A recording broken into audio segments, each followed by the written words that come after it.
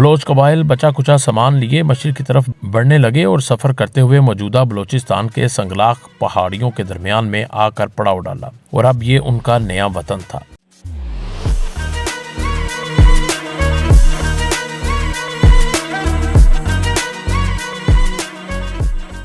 یہ وقت کون سا تھا؟ اگر ہم ان لیجنڈز کو مانیں اور نوشیروان عادل کا دور حکومت دیکھیں تو بلوچوں کے اس علاقے میں جہاں بلوچستان ہے یہاں آنے کی صدی چھٹی بنتی ہے۔ ایرانی شہنشاہ نوشیروان عادل کے دور حکومت 539 سے 579 تک تقریباً 50 سال بنتا ہے، تو اس حوالے سے بلوچوں کی آمد کا وقت بھی اس کے قریب قریب ہونا چاہیے۔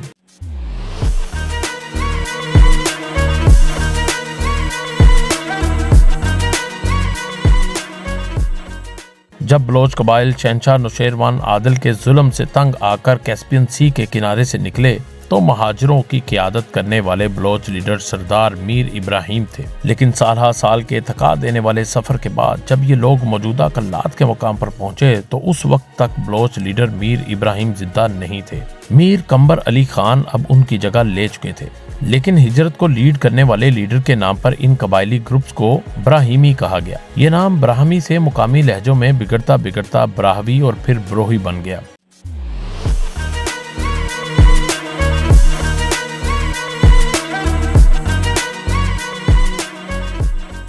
سنگلاخ پہاڑوں کے درمیان آ کر پڑاؤ ڈالنے کے بعد بلوچ قبائل نے مکران کی ساحلی پٹی پر بھی ڈیرے ڈال دیے۔ چند سو برسوں بعد 16ویں صدی میں جب ہندوستان پر مغلوں کی حکومت آئی تو وہ بلوچوں کے اتحادی بن گئے۔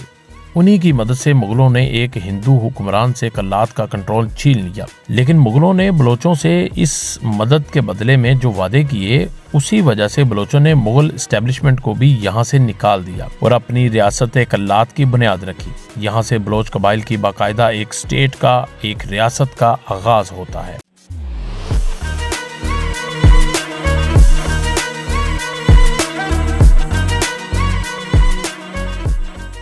خان آف کلات میر احمد یار خان نے اپنی کتاب انسائیڈ بلوچستان میں لکھا ہے۔ یہ کتاب 1975 میں شائع ہوئی تھی۔ بلوچوں کے بارے میں اسی طرح کی ایک اور لیجنڈ یہ بھی ہے کہ وہ پیغمبر اسلام کے چچا حضرت امیر حمزہ کی اولاد میں سے ہیں۔ انہوں نے اموی حکمران یزید کے خلاف امام حسین رضی اللہ تعالی عنہ کا ساتھ دیا تھا، اسی لیے امیوں نے انہیں ان کے آبائی علاقوں سے نکال کر ہجرت پر مجبور کر دیا۔